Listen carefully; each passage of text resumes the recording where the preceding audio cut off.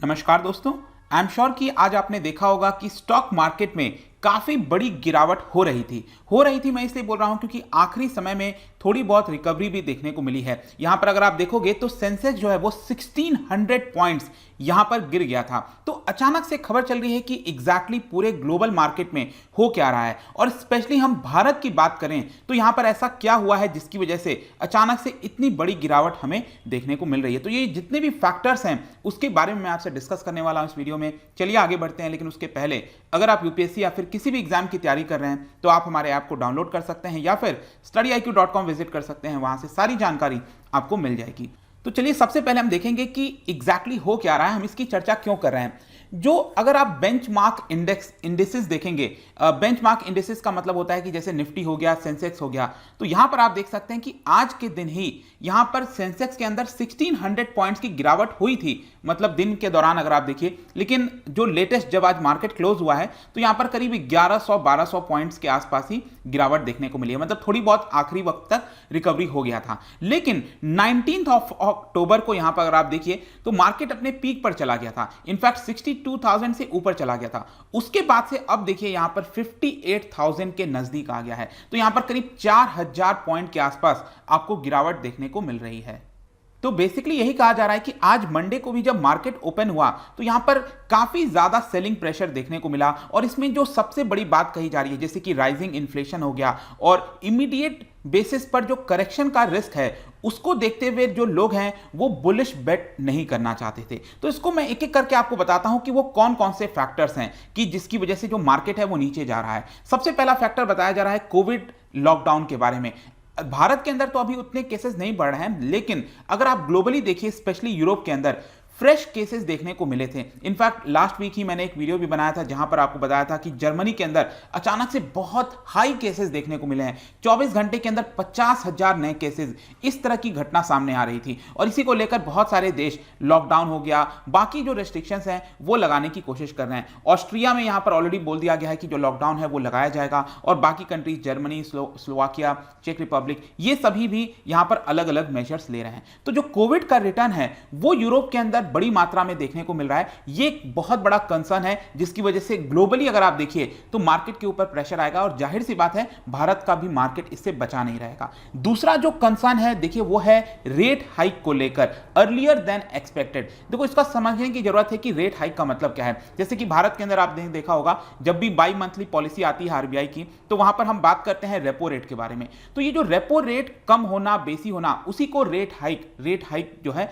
उसी की हम बात कर रहे हैं। अब आप खुद सोच के देखो आरबीआई कौन से केस में जो रेपो रेट है वो बढ़ाएगी। रेपो रेट आरबीआई तभी बढ़ाएगी जब उसको इन्फ्लेशन का खतरा देखने को मिलेगा, क्योंकि यहां पर आरबीआई को ग्रोथ और इन्फ्लेशन दोनों को बैलेंस करके चलना है। तो यहां पर अगर ग्रोथ चाहिए तो सरकार प्रेफर करती है कि रेपो रेट नीचे रहे, ताकि जो लोन ब्याज दर है वो सस्ता रहेगा तो बिजनेसेस ज्यादा लोन लेंगे। लेकिन उसके हिसाब से अगर इन्फ्लेशन बहुत ज्यादा बढ़ता जाएगा तो इसकी वजह से आरबीआई को तो मैंडेट है ना कि 2% से लेकर 6% के बीच में जो कंज्यूमर प्राइस इंडेक्स है वो होना चाहिए। तो अगर इन्फ्लेशन 6% से ऊपर 7-8% रहेगा तो यहां पर रेपो रेट बढ़ सकता है। तो रिसेंटली आपने देखा होगा कोविड के दौरान बहुत सारा जो पैसा है वो फ्लश किया गया था इकोनॉमी के अंदर। तो यहां पर अब ये देखने को मिला है कि इतना ज्यादा पैसा इस समय में इकोनॉमी के अंदर है, ग्लोबली मैं बात कर रहा हूं, और उसकी वजह से यहां पर इन्फ्लेशन का खतरा काफी ज्यादा बढ़ गया है। और इसीलिए जो पहले एक्सपेक्ट किया जा रहा था कि जो अलग अलग सेंट्रल बैंक्स हैं वो अपने रेट हाइक कर सकते हैं, वो अब शायद जल्दी रेट हाइक कर दें।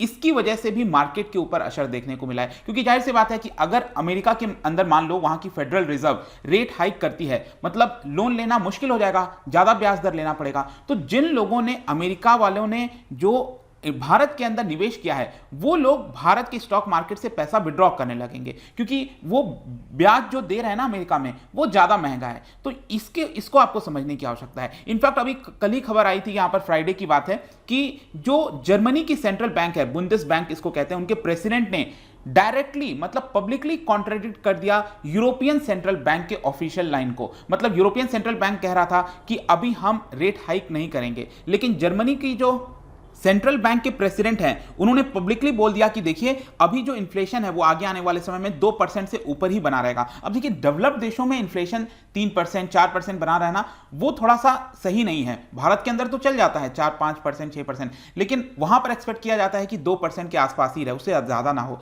तो जर्मनी के सेंट्रल बैंक ने बोल दिया कि ये उससे ऊपर बना रहेगा और इसीलिए यहां पर यूरोपियन सेंट्रल बैंक को कोई भी कमिटमेंट नहीं करना चाहिए कि पैसा जो है वो लिक्विडिटी हम इकोनॉमी में बना के रखेंगे अभी के लिए।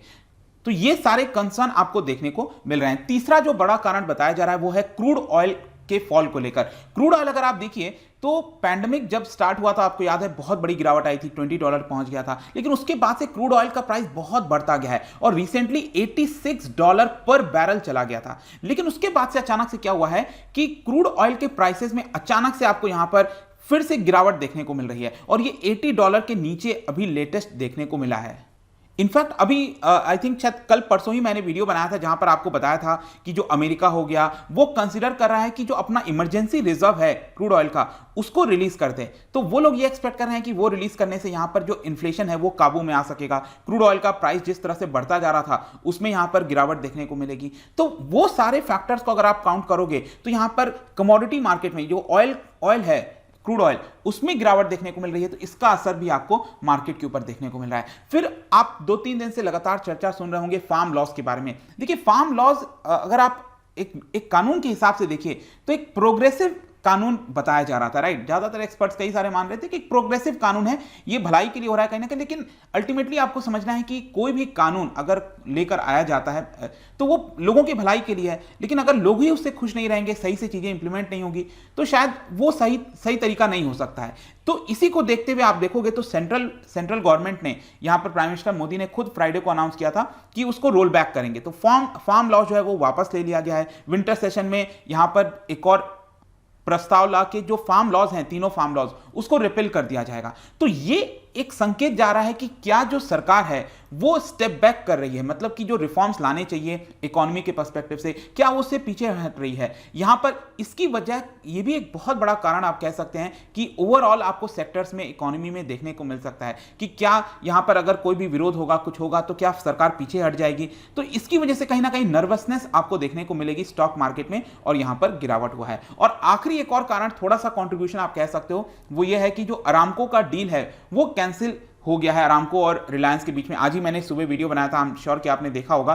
तो वहां पर रिलायंस का जो शेयर है वो करीब 4% गिरावट देखने को मिला था और रिलायंस का अगर आप वेटेज देखोगे सेंसेक्स में, निफ्टी में, वो बहुत ज्यादा है, 10% से ऊपर है। तो अगर रिलायंस के शेयर गिरते हैं तो उसका असर इंडिसेस में भी देखने को मिलता है, सेंसेक्स हो गया। तो वो भी एक कारण है जिसकी वजह से यहां पर मार्केट पर असर पड़ा है। तो आई होप कि ये सारी चीजें आपको समझ में आ गई होंगी। लेकिन यहां पर क्वेश्चन आपने से बहुत लोग पूछना चाहेंगे कि इन्वेस्टर्स को इस समय क्या करना चाहिए। देखिए यहां पर आपको समझना है ब्रॉडली जो डोमेस्टिक इकोनॉमिक फंडामेंटल्स हैं वो अभी भी इंटैक्ट है। मतलब कि अगर आप medium to long term perspective से देखें तो मार्केट आगे आने वाले मीडियम टू लॉन्ग टर्म में बहुत अच्छा परफॉर्म करेगा, उसमें कोई डाउट नहीं है। लेकिन आगे आने वाले कुछ हफ्ते की बात करें शॉर्ट टर्म में तो मार्केट डेफिनेटली प्रेशर में रहेगा। यहां पर इन्वेस्टर्स को चिंता नहीं होनी चाहिए। इन्वेस्टर्स कौन होते हैं? जो लोग अपना पैसा लगाकर छोड़ देते हैं। लेकिन जो ट्रेडर्स होते हैं 5 दिन के लिए, 10 दिन के लिए, 4 हफ्ते के लिए, तो जो शॉर्ट टर्म है ना उनको यहां पर एडजस्टमेंट करने की आवश्यकता है। लेकिन इन्वेस्टर्स को जरा भी चिंता करने की आवश्यकता नहीं है, क्योंकि अगर आप डोमेस्टिक इकोनॉमिक रिकवरी देखो तो वो ट्रैक पर चल रहा है।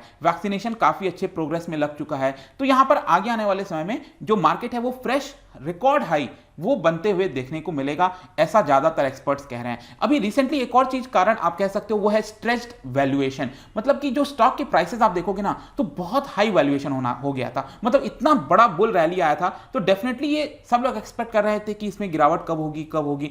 तो फाइनली यहां पर कहीं ना कहीं जो करेक्शन है, हेल्दी करेक्शन आप कह सकते हो, वो हमें देखने को मिल रहा है। लेट्स सी कि आगे चीजें क्या होती हैं। लेकिन यहां पर एक और मैं इंपॉर्टेंट चीज बता दूं, रिसेंटली आईपीओ को लेकर बहुत ज्यादा हल्ला हो रहा था कि यहां पर आईपीओ से बहुत अच्छा रिटर्न आ रहा है। लेकिन अभी प्रेजेंट में आप देखोगे ना तो नवंबर के महीने में जितने भी आईपीओ रिलीज किए गए थे, चाहे पेटीएम, फिन, मतलब इसमें से 50% आईपीओ ऐसे हैं जो कि लॉस में चले गए हैं। आप देख सकते हो पेटीएम ने तो बहुत हैवी लॉस दिया है इन्वेस्टर्स को, क्लियरली आपको देखने को मिलेगा 2100 ₹50 का शेयर अलॉट किया गया था इन्वेस्टर्स को, और अभी इसका प्राइस मतलब 1300 के आसपास चल रहा है। मतलब आधा जो वेल्थ है वो इन्वेस्टर्स का इरोड हो गया है पेटीएम में निवेश करने की वजह से। इसके अलावा बाकी भी कुछ ऐसे स्टॉक हैं जहां पर आपको गिरावट देखने को मिल रही है, लेकिन कुछ ऐसे भी हैं जिसमें एक अच्छा आपको रिटर्न भी मिल रहा है। तो ये सारे पर्सपेक्टिव से आई होप कि आपको समझ में आया होगा कि एग्जैक्टली स्टॉक मार्केट में आज क्या हुआ है, कौन से कारण है इस समय। जाने से पहले एक इंटरेस्टिंग क्वेश्चन, क्योंकि हम स्टॉक मार्केट की बात कर रहे हैं, तो क्या आप एक पर्टिकुलर टर्म के बारे में आप बता सकते हो? A contract between a buyer and seller entered on a particular date regarding a transaction that they will fulfill at a later date. इसको क्या कहते हैं स्टॉक मार्केट में, इसको क्या कहते हैं? इसका राइट आंसर आपको पता ही है, मेरे इंस्टाग्राम पर तो मिलेगा ही। वहां पर अगर आप नहीं हो कोई बात नहीं, टेलीग्राम से भी ले सकते हैं इसका सही उत्तर। मैं कई सारे एमसीक्यूज यहां पर डालता रहता हूं स्टोरीज के फॉर्म में, आप जाकर प्ले कर सकते हो। बाकी अगर आपको पीडीएफ चाहिए तो टेलीग्राम पर आइए, अलग अलग सोशल मीडिया पर भी आप जुड़ सकते हैं। साथ ही साथ यूपीएससी या फिर किसी भी एग्जाम की तैयारी कर रहे हैं तो आप हमारे ऐप को डाउनलोड कर लीजिए। आई होप कि वीडियो आपको पसंद आया होगा। मिलता हूं आपसे next time. Till then, thank you very much, see you soon.